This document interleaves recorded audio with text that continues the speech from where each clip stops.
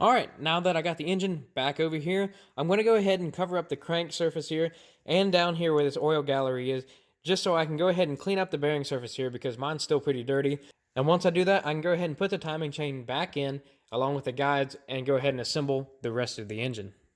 And while I'm at it, I'm going to go ahead and get the tensioner surface cleaned off here. As you can tell, there's a little bit of gasket maker on it.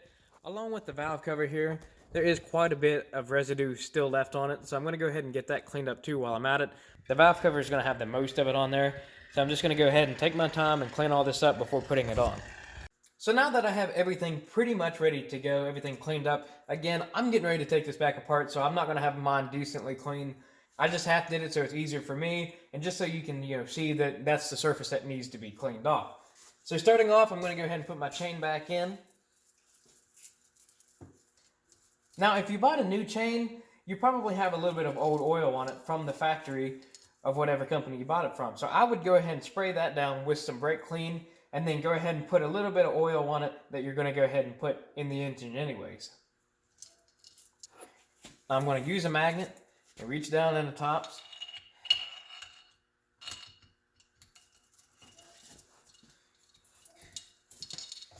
Once I got this pulled up here, I'm going to go ahead and stick something in here so it doesn't fall back down. You can use whatever you want. This is just all I could find as of right now. So now I'm going to go ahead and put the slide back in. I have the bolts right here, ready to go.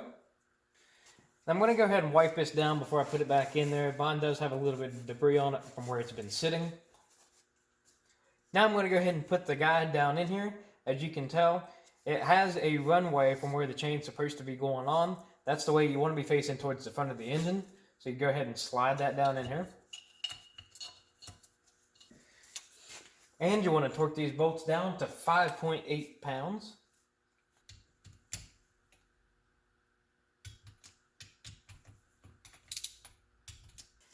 Now you can go ahead and install the other guide the same way.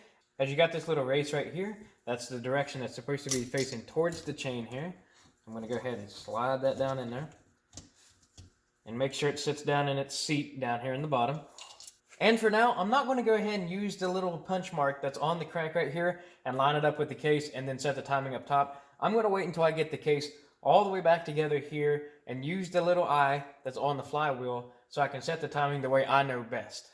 So now I'm going to go ahead and install the rest of the bottom end. I'm going to go ahead and lube up the crank right here, not where the Magneto sits, but where that needle bearing is going to sit, and also the starter clutch. So I'm going to go ahead and put a little bit of oil on it just to help lube it up.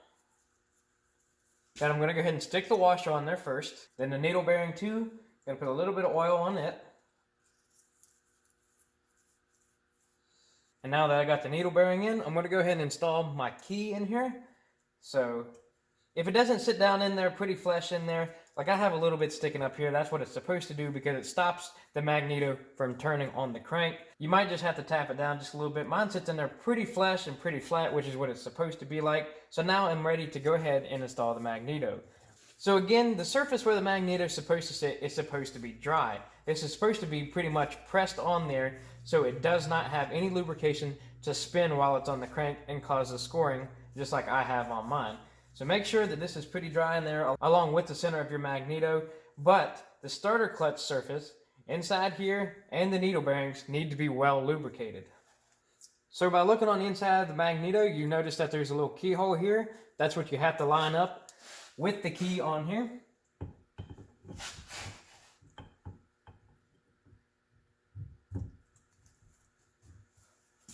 And slide her up on there. Mine slid in pretty easy. Just like so. And that's on there as far as it'll go before I put the nut on there. So what you want to go ahead and do is make sure that this still spins pretty freely on here and does not turn the other way. As you can see, mine stopped and spins one way. So I'm going to go ahead and put the washer and the nut back on.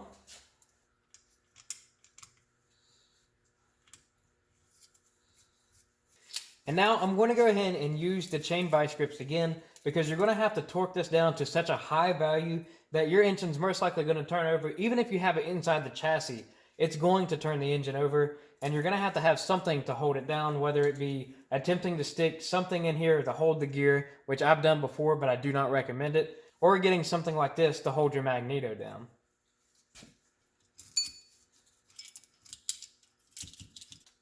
And now to get your 19mm and set your torque wrench to 110 foot-pounds.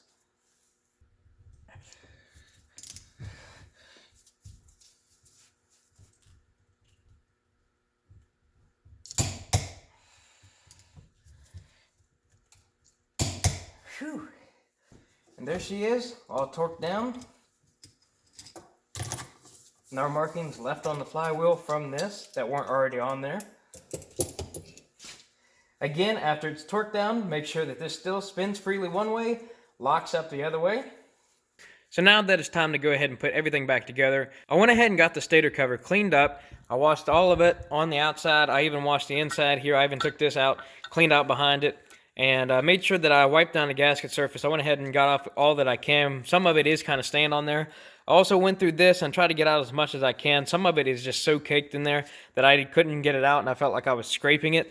So I was just trying to be careful with it. And I also went ahead and got this black piece all cleaned up as best as I could without tearing it up too much. And everything else in here is pretty much ready to go. Just make sure that all of this is wiped down pretty good with some brake clean. There's no indentations here or anything like that, like gaskets. And make sure that you spray all of this out with some brake clean and some compressed air, because you don't want any particles to be left in here whenever you go to put it back on the engine. Now, to go ahead and finish up the stator cover, you want to go ahead and make sure you have all of your dowel pins. There should be 3 of them. And the 2 that are for the oil gallery, this one and this one, you want to go ahead and make sure you have an O-ring that's down in the inside here, or go ahead and replace it. You're supposed to have one on the stator cover that sits down inside these holes, and then the dowel pin sits on top of it. The one up here does not have an O-ring because it's not an oil gallery. And once you get that done, you want to go ahead and make sure you put some Permatex down into this hole here, because your gasket is not going to sit down in there. Once you have the Permatex sitting in there, you can go ahead and close this off, and you can put your gasket over top of the dowel pin holes, and this will hold down the gasket while you're trying to install it. And just like that, the gasket is on there around the dowel pins. Now, for the sake of this video, I actually bought this very cheap gasket set for this, just so I can show off these gaskets. This is not what I'm going to be using, but if I were to use something like this that's pretty flimsy on here, I would put some Permatex on here, very, very light layer, just all around this, then put the gasket on, and I would also put a very light layer on the engine that's sitting over there in the corner, and make sure that it wouldn't leak, because I honestly would not trust how paper thin this is and how cheaply this is made. Now, the next thing that I'm going to go ahead and do is install the starter gear here, the first one that came out of the case. Right here, make sure you have your needle bearing and your dowel pin on there. I went ahead and oiled these up, and you should too. So I'm going to go ahead and put this in with the small gear going to the big gear. So it's sitting there just like that. The gears should not move one way and should spin freely the other way. And now it's time to go ahead and install the stator cover. This is a little bit tricky, especially if you have a newer starter like mine. It's going to be pretty hard to get inside the starter surface here, along with you have the magnet trying to pull the stator cover to itself. So you're going to have it pushing down on the bottom side, and you're going to have a lot of trouble pushing it up on the top side. So you're just going to have to play with it a little bit. I know it sometimes takes a little while, and it might be easy, but I know mine's a little bit harder, and it's going to take me a little bit of time to get on here.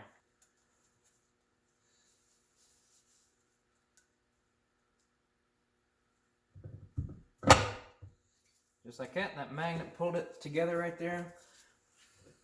And now I'm at the point where my stator cover doesn't want to go on anymore because of the seal for the starter. So I'm going to take me a soft mallet and lightly tap around the case so I can slide up on the seal, and all of this can actually flatten out.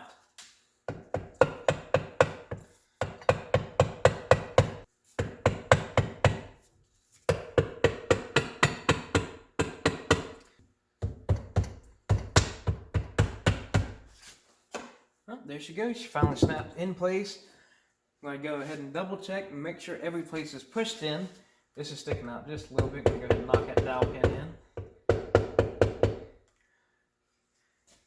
And it's starting to look good to me. So I'm going to go ahead and put all the stator cover bolts in. Hopefully you marked yours so you know which way they go in. Like I said, several of these bolts are longer than the other. And some of them had like the ground cable that sits over here in the corner, and this one has the oil line holder. So just make sure that you put everything back to where it was.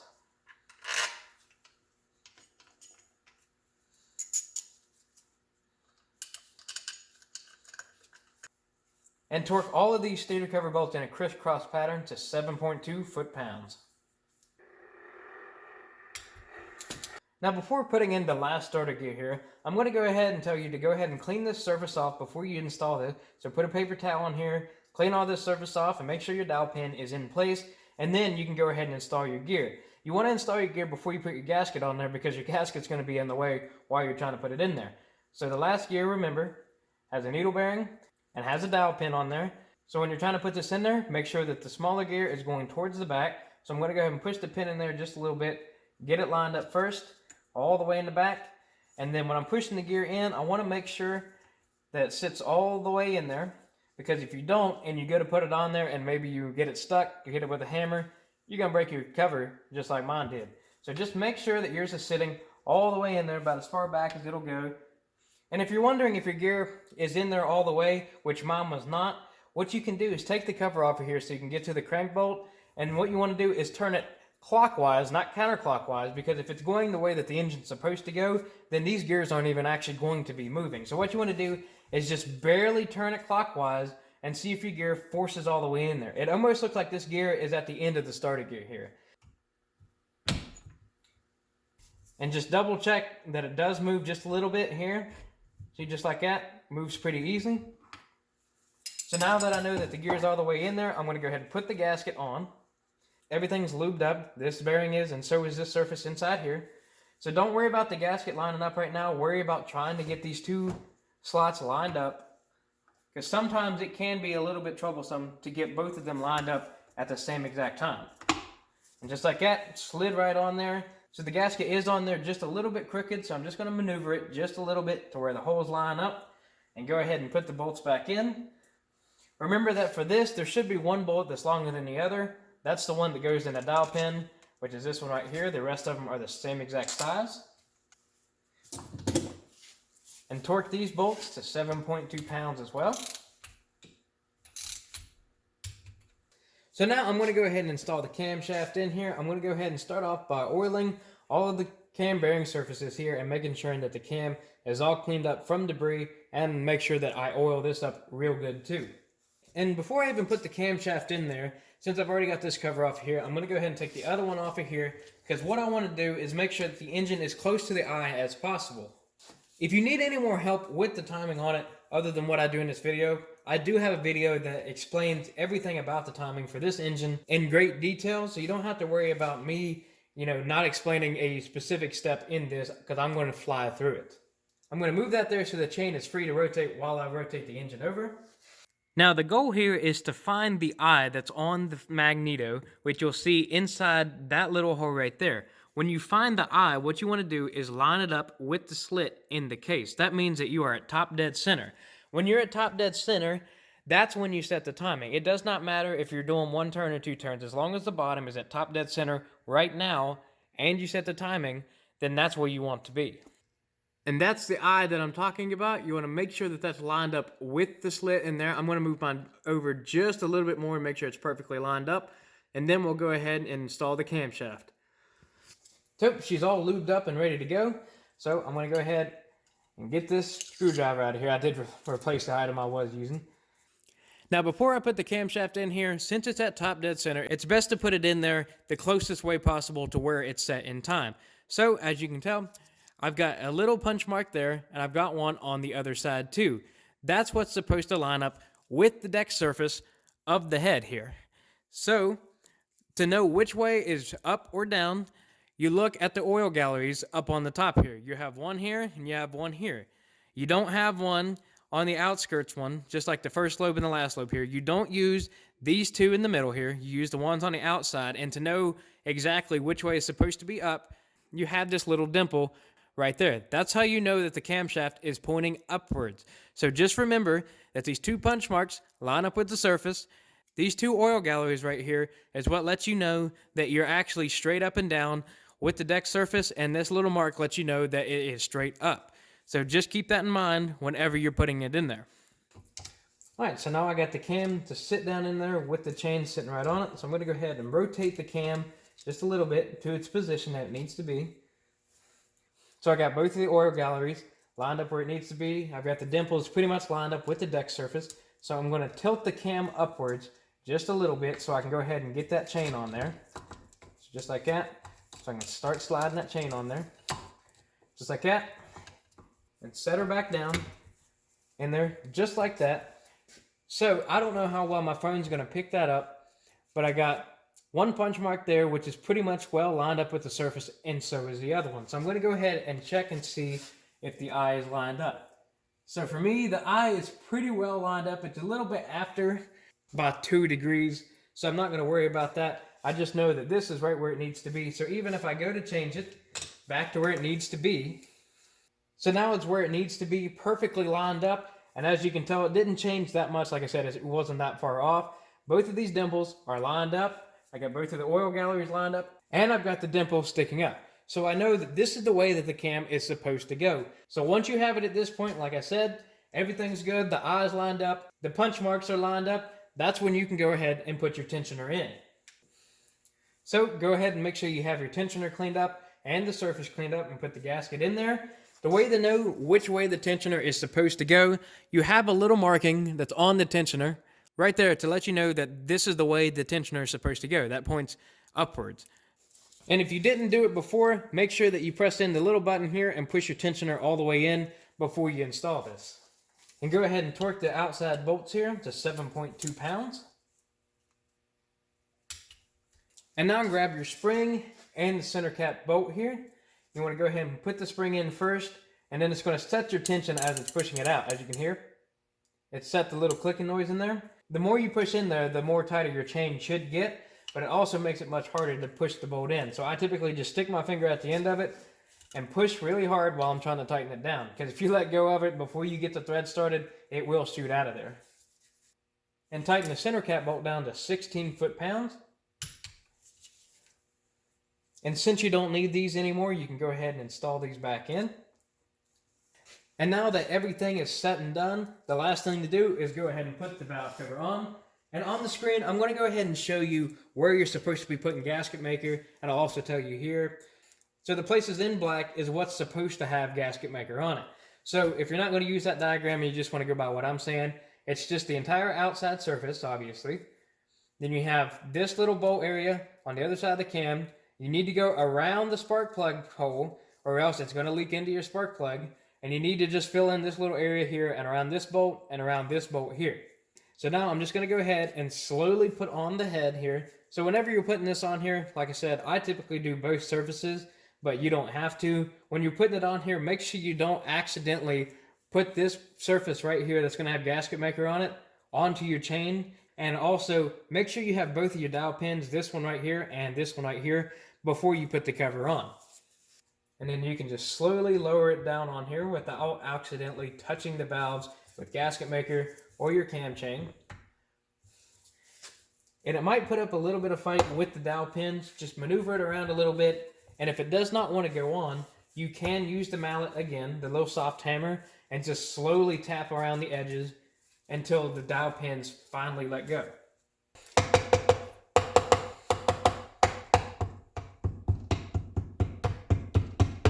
Alright, all of those surfaces look good to me, so I'm going to go ahead and start putting in every single one of these bolts. Again, I have my little diagram here, so I know exactly where all of these bolts go, so I'm just going to go ahead and put all of these in and torque these down to 7.2 pounds, starting from one end, going to the other in a crisscross pattern so it doesn't leak.